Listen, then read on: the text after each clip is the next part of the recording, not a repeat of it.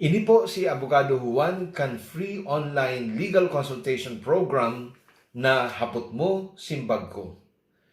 Ang hapot po ngunyan na medyo may kadipisilan, ninhuli po ta ini manungod po sa succession o sa pagbarangaan po ning nawalat na propiedad na mana kan mga surviving compulsory heirs. Ano po?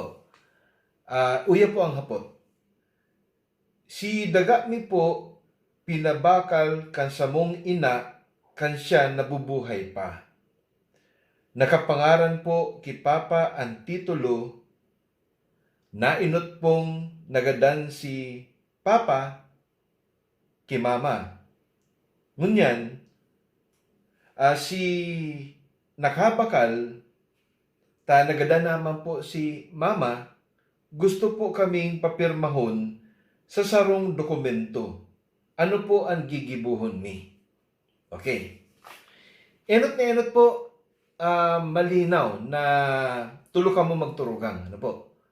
As in, nagadan po enot ang sa imong o sa indong ama, 20 anyos na po ang nakaagi, igo po siyang nawalat na daga.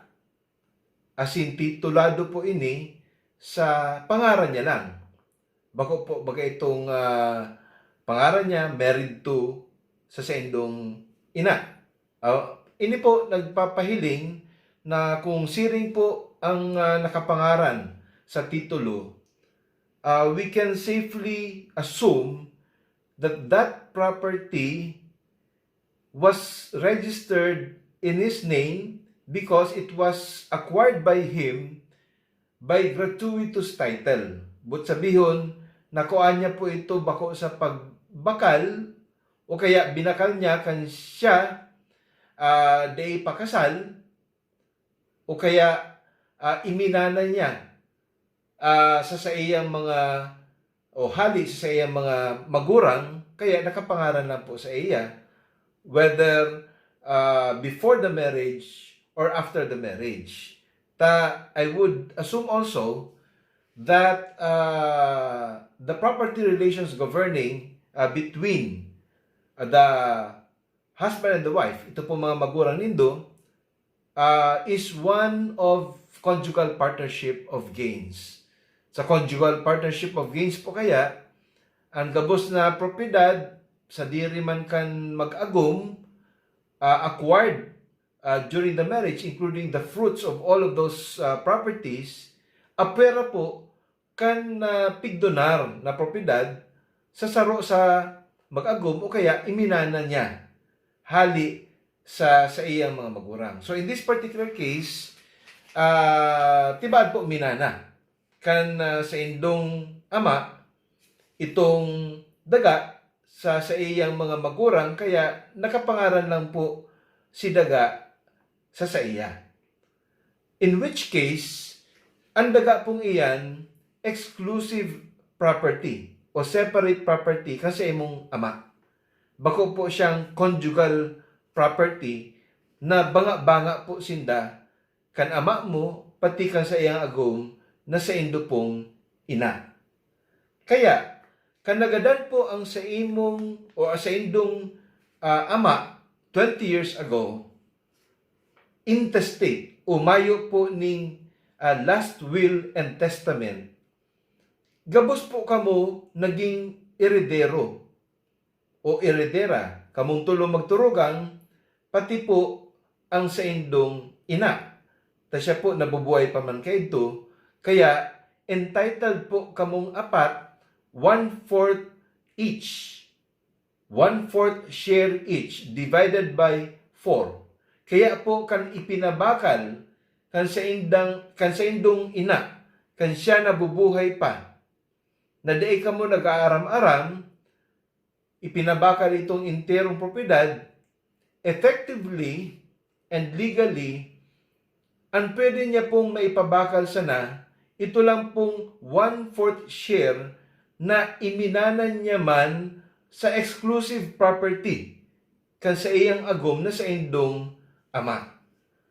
Kaya ito pong kontratang ito nin pagpabakal kan sa indong ina, ito po void from the very beginning.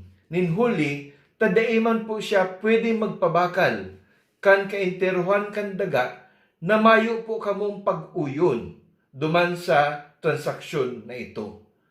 Kaya ngunyan, naintindihan ko na pigdulo kamo kan nakabakal, asin pinapapirma po kamo sa sarong dokumento. Dahil man po nindo sabi kung ano pong dokumento ang pigpapapirma sa indo, but I would also presume that that document is one of extrajudicial settlement of estate with sale. Ano po?